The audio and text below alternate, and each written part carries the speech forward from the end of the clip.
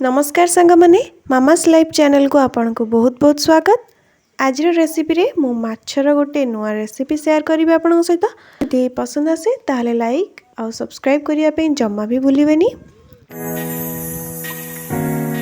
आज ये रेसिपी रे मु माछ को सफा करने आरंभ करी माछर तरकारी बनिला पर्यंत आपन को स्टेप बाय स्टेप सिखेबी।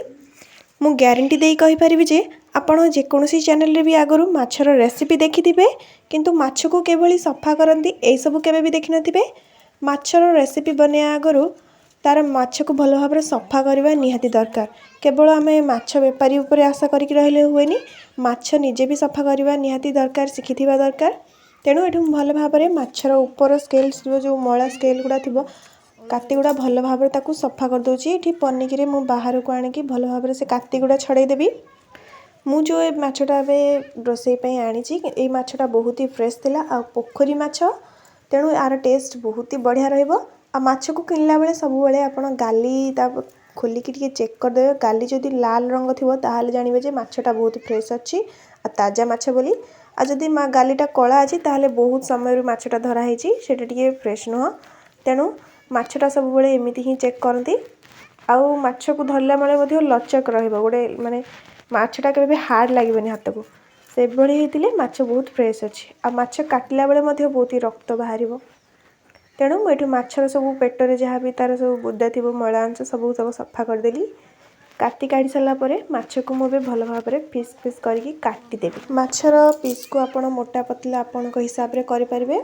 मैं मीडियम साइज रे भाव में माछ को भल भाव में धीरे धीरे करके काटी दउची। आ ये माछर खास कथा होची इथरे गोटे कंटा थाए, गोटे बड़ कंटा थाए, अधिक कंटा इथरे बाहरिबनी। तेणु मुझे माछर सबुतक आगु पक्षी मध्य सफा करदे। चारिपट जाक जो पक्षी काटी सब लगी आगु सफा करदे निहाती दरकार। माछ को भल भाव में मुझे काटी सारे अलमोस्ट ये काटी सारे सबुतक पीस कर सारा पर ये जो लांजटा थी ये लांजटा को सफा करदे भल भाव में। मुझे मोटा पतला करके भल भाव में मीडियम साइज रे काटी देइची। आ मुंडटा टिके जोर लगेकि आप काटिबे। मुंडर जो गोटे पित्त थिबो ताकू मध्य आगु सफा करदेबे, नहले तो पित्त जदि फाटिजिबो ताहले माछटा बहुत ही पित्ता लागिबो। तरकारी हो सारा पर मध्य आर टेस्ट बहुत खराब हो। तेणु आकु भल भाव में काटिला बेले चेक करदेबे गोटे पित्त बाहरिबो। से पित्तटा को मुंड पाखरु भल से साइड करके काढ़ी देबे। आउ माछर जो गालीटा अछि एठी जो ए गालीटा को मध्य मु टाणिकी सफा कर दूची, काढ़ी दूची। देखंतु दुई पट मुंड साइड रो गालीटा काढ़ी देबे। गाली काट सारा पर माछटा तो बहुत ही फ्रेश थिला। आउ हाथरु मध्य माछ काटला बेले बहुत ही खसिबो। तेणु टिके पाउंस हाथ किंबा बाली हाथ हेकि आपण माछ को सफा करिवे। माछ काटी सारा पर सेकेंड स्टेप आमर माछ को भल भाव में धोइबे, माने पूरा डीप क्लीन करके ताको भल भाव में धोइबे। एठी आपण चाहिले टिके अल्प टिके लूण छिंचिकी ताको जदि धोइबे ताहले जहाँ भी बड़का काटी थिबो तार ऊपर सेल थिबो सेगुड़ा मध्ये आपण एठी बाहर कर परिबे।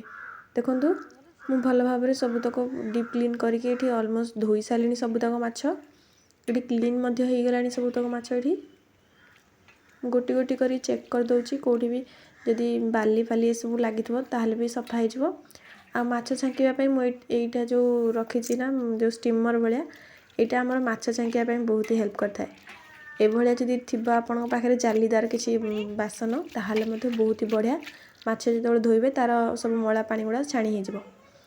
आउ एठी मु माछ को धोई सारला परे ताकू किछि समय पई लूण, हळदी आ लंका गुंड अल्प टिके लंका गुंड पकेबे, नचेत स्किप करि परिबे किछि कथा नै। केवल हळदी आ लंका गुंड लूण को दे देबे। ताहले याकू भल भाव में कोटिंग करके रखी देबे। जदि माछर जो गोटे आमिष स्मेल थाए, कंचा स्मेल थाए ताहले चली जिवो। आकु मु भल भाव में लूण आउ हळदी लंका गुंड गोळेकी ताकू गोटे कोटिंग करके हाथ में भल भाव में मिक्स करके ताकू रखीदेवी। एठी जहाँ भी 15 मिनिट 10 मिनिट आउ छाड़देवी। माछ को एमती लूण हळदी गोळेकी रखिकी रेस्ट पे छाड़देले आर बहुत ही फायदा अच्छी। जदि आपण माछ को एमती रखिबे ताहले माछटा बहुत समय जाए फ्रेश रहिबो आ तार कंचा स्मेलटा मध्ये पळेबो। तेणु एठी एमती करबा निहाती दरकार। आपण जहाँ भी करिवे माछ फ्राए करिवे किंबा माछर करी बनेबे जहाँ भी बनेबे एटा बहुत ही परफेक्ट रहिबो। तेणु माछर रेसिपी मुझे किसी सुखिला मसला रेडी करके आगु रखी। गोटे चामच ये धनिया, गोटे चामच जीरा, आउ कि पीस पीस करके बड़ अदा खंडे रखी आ 2 चामच जीरा सोरिष ये दे दीजिए। आ गोटे बड़ रसुण को मध्य चोपा छड़े रखी आगु आ 2-4टा टमाटो आ गोटे 2टा मीडियम साइज पियाज आपको मु भल भाव में मसला गुड़ा को पेस्ट करदेवी।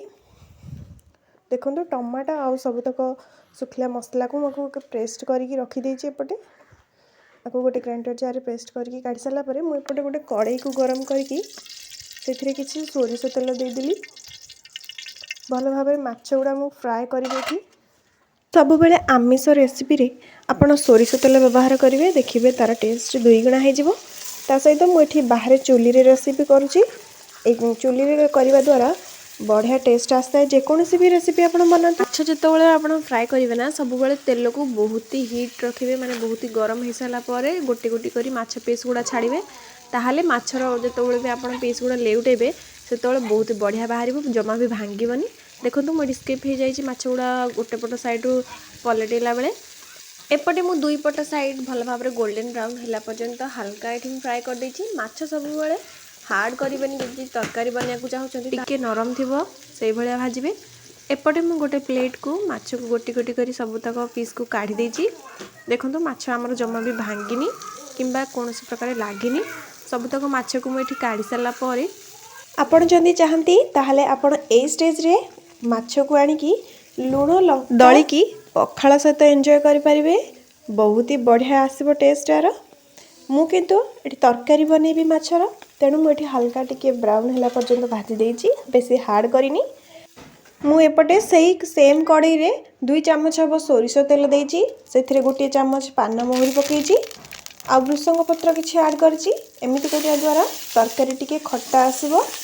तेणु मुझे से सब मसला पकई सारा भल भाव में फुटीगला मुझे किसी पियाज जो काटिक रखी आगुरी ताकू देदेवी से पियाज को हल्का टिके गोल्डन ब्राउन है पर्यंत ए भल भाव में भाजी सारा पर एपटे जो मु पेस्ट गुड़ा रेडी करके रखी थी मसला गुड़ा सुखिला मसला टमाटो यही समय ही से देदेवी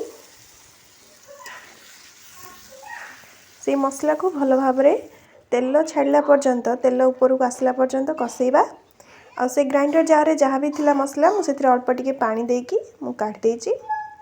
एपटे मु किछि जो सुखला मसला पकेबी लंका गुंड हल्दी गुंड आ 2 चामच गरम मसला पकेबी सबुतक मसला को भल भाव में कषिया 5 ରୁ 7 मिनिट लागिबो। देखंतु एठी तेल सबुतक ऊपर को छाड़ी आसलानी ए समय मु किछि खट्टा आ गोटे आंबुल देछि गोटे आपन चाहिले तेंतुली व्यवहार करें तेंतुली जदि देबे ताहले तेंतुली को 5-10 मिनिट गोटे गिनारे बाउल रे बतुरेकी रखिबे से पानीटा को देबे जमा भी तेंतुलीर मंजी तक देबेनी बुदा गुड़ाक देबेनी। आंबुल दे सारा पर मुझे माछर ग्रेवी अनुसार पानी दे 1 लीटर हम पानी मत ये लगी देखो सबुतक पानी ये दे सारा पर किसी समय फुटिया को छाड़देवे मसला सहित पानी को 2 मिनिट हो सारा पर पानी गुड़ा फुटी आस धीरे धीरे सबुतक माछ को हाथ में गोटे गोटे पीस को रखीदेवी जमा भी ये कौन सी चामच ये व्यवहार करें नचेत भांगीज माछ मुझे हाथ में व्यवहार करके गोटी गोटी करके पीस गुड़ा छाड़ी आमर पानी ये भल भाव में मसला पानी गुड़ा मिसी आसब सबुतक माछर पीस पकई सारा पर मुझे अल्प टिके बुले देछि बेसी भी जमा भी घंटा घंटी करें नचेत माछ गुड़ा भांगीज ये स्वाद अनुसार किसी लुण देदेवे आगुरी मामा माछ फ्राए कला बेले लुण पकई तेणु ये केवल ग्रेवी आमर ये लुण दबा देखो माछ आमर भल भाव मिक्स हो सारा फुटी सारा माछ मसला सहित मिसीगला ये आम माछर तरकारी पूरा रेडी हो सारी आ तार टिके गार्निश मुझे किसी धनिया पत्र घर फ्रेश धनिया पत्र को व्यवहार करिछि। देखंतु आमर पूरा ग्रेवी माछ मसला पूरा रेडी हो सारी मुझे गोटे माछ को काढ़ी आपन देखी दउछि गोटे भी माछ आमर जमा भी फिटी नथिला भांगी नथिला आर ग्रेवीटा बहुत ही टेस्टी लगे कारण ये खट्टा पड़ी आंबुला पड़ी आपन को भात सहित निहाती खाई पारे बहुत ही टेस्ट लगे। रहुछि नुआ गोटे फ्रेश वीडियो सहित पुणी देखा जय जगन्नाथ।